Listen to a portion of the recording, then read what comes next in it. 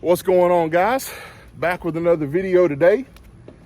Before we get started, please subscribe to our YouTube channel, like this video, definitely turn on notifications so you don't miss any other videos from the Patch Pro crew, and as always, tell Mom and them about the Patch Pro crew. Let's go.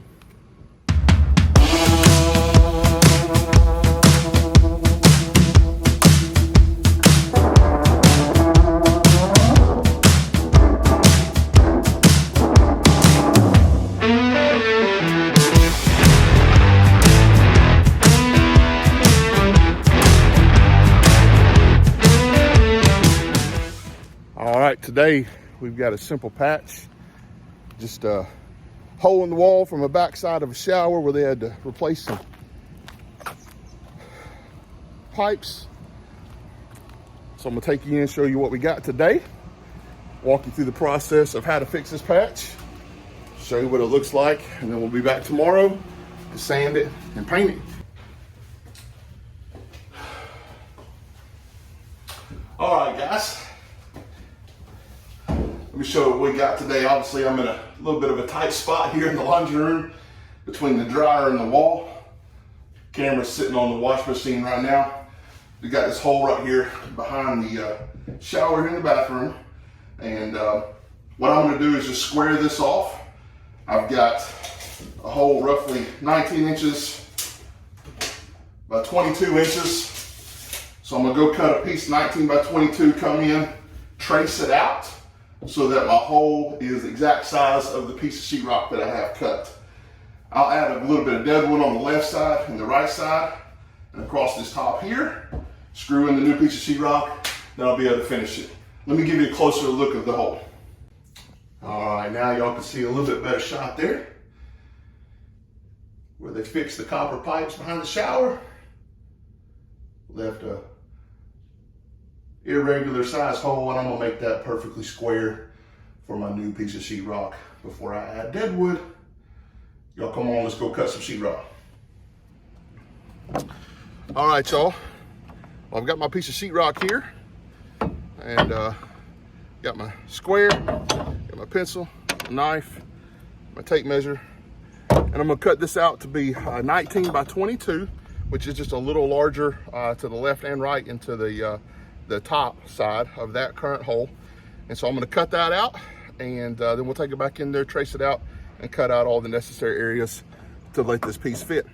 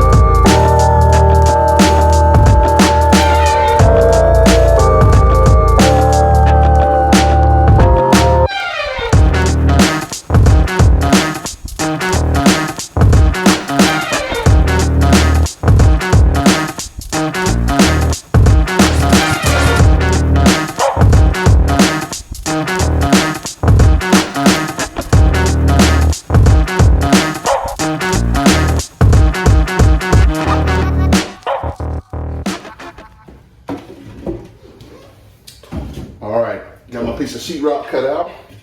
So now all I'm gonna do is hold it up to this edge right here, along the left side.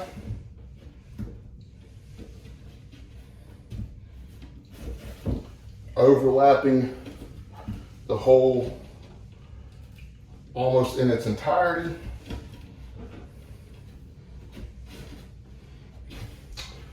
And then tracing out the unneeded.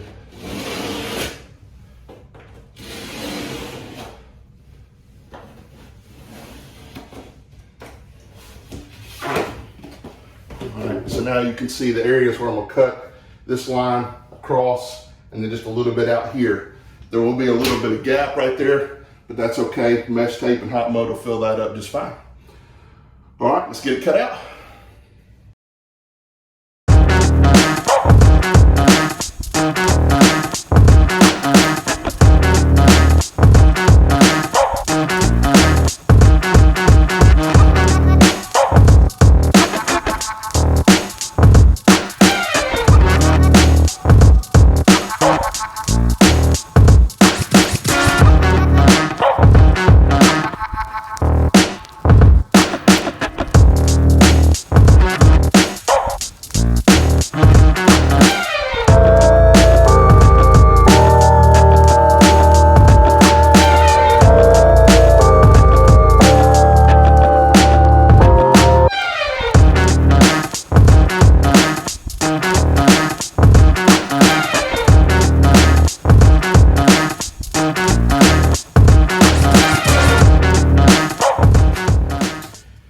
All right, guys, now that I've got my whole square cut out to the piece of sheetrock that I've cut, I'm going to be adding a couple pieces of deadwood on the left and right, and then a small piece across the top right here, just so I have something to screw my new piece of sheetrock up to. Since I didn't cut back to both studs on both sides, deadwood just simply gives me something to pull sheetrock up to. For deadwood, I'm just going to be using a piece of leftover trim. Anything that will hold a screw up tight, you can use it. 2x4s, trim, 1x. MDF usually doesn't work as well, just because it doesn't pull up quite as tight. So I'm just going to be using some real wood trim right here. I'm going to add the deadwood. I'll be using my DeWalt drywall gun. The reason why I use a DeWalt drywall gun is the tip allows me to put the screw in just deep enough, just sink it in as you see here.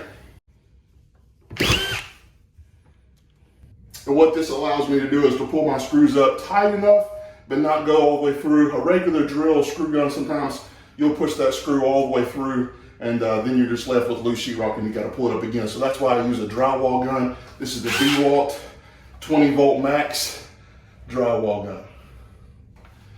All right, let's get deadwood put in.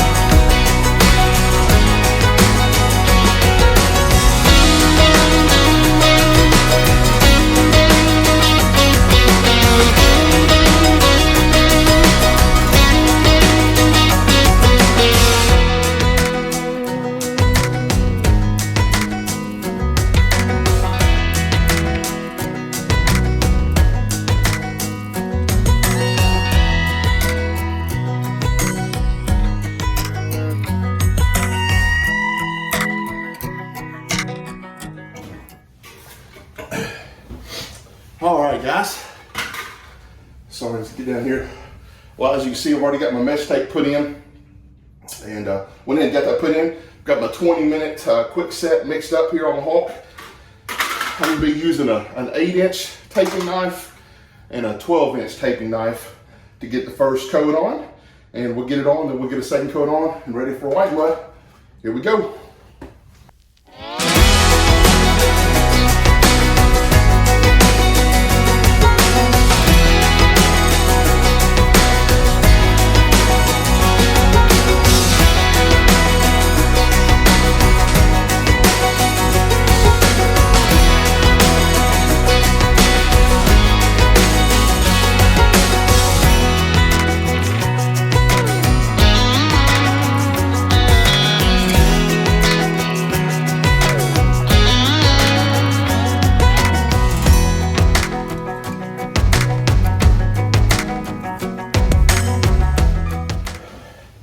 All right, guys, well, I got the first coat of hot mud on. You got a second coat of the Kwikset 20. I'm gonna hurry up and get a second coat on here, get it all nice and smoothed out, so we can go with the third coat, which is gonna be white mud. Again, white mud makes it a much smoother, sandable surface and paintable surface for, for painting. So here we go, here's coat 2.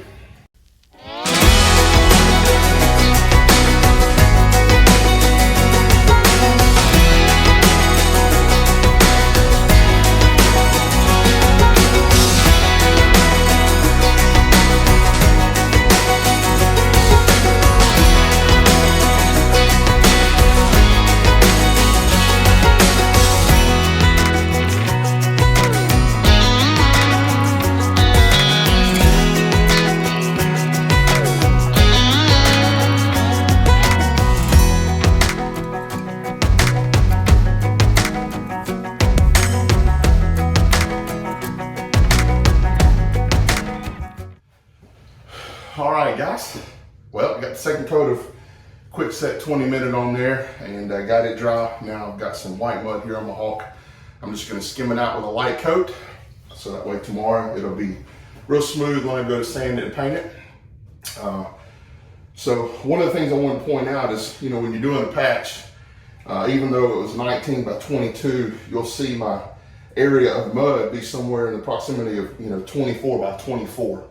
And what that's doing, or even further, actually probably 36 by 36.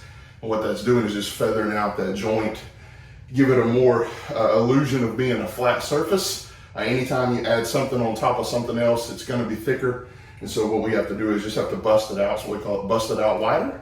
So that way it gives the appearance of being a more congruent, smooth surface. So I'm gonna put the white mud on now and wrap this one up for today.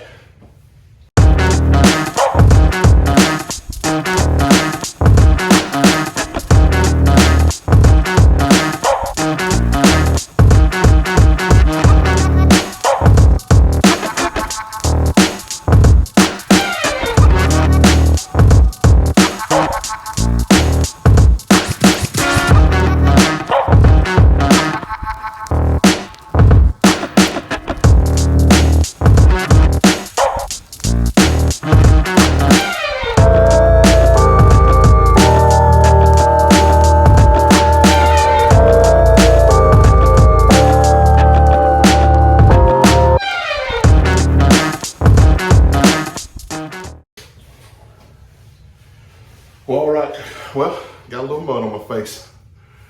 Here we go. If you ain't got a little mud on you, really what you doing, So, got everything skimmed out with white mud and ready for sanding tomorrow. Usually takes it several hours to dry real good before you sand it. I will let it dry overnight and I'll come back tomorrow about the same time and get it all sanded and painted, and everything will be wrapped up here for this laundry room patch. Let me show you what we got. Well, like I said, we ended up with about a 36 by 36 inch hole around that vent down there, and everything skimmed out with white mud, and we'll sand it tomorrow, get it all painted up for the homeowner. Everything will look like brand new money. All right, guys, we're back on day 2 for this laundry room patch. We're gonna get everything sanded up today and painted, and this one will be a wrap. Y'all come on in, let's get this patch sanded. All right, I'm just gonna be using just a sanding sponge, sanding block, 2 different grits, got a rough side and a finer side. You lightly sand the edges real good, and then definitely lightly sand the middle just to get any of your bumps out. But you really wanna focus on these edges to get all that to go away so that the paint blends very well. So let's get it sanded.